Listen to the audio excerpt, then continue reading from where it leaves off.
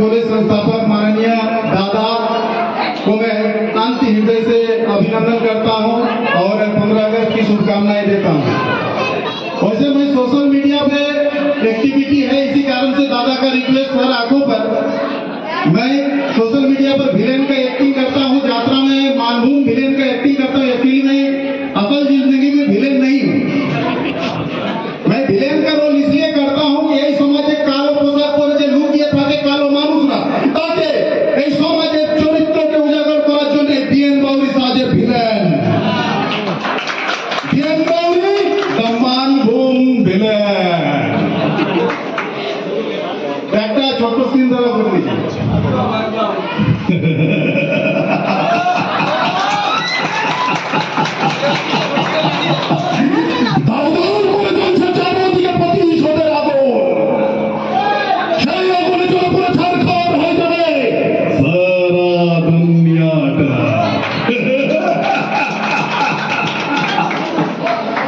কিন্তু আজ একটা বিশেষ দিন, সকালে একটা গান শুনতে শুনতে আমার চোখে জল এসেছিল, তাই অ্যাক্টিং এর সাথে একটা যদি মানে ভাঙা ফোটা একটা যদি ভালো লাগে তো একটু ঠিক আছে একটা এক কলি বলিয়ে দিচ্ছি, তারপরে শেষ আসতে বছর আবার হবে।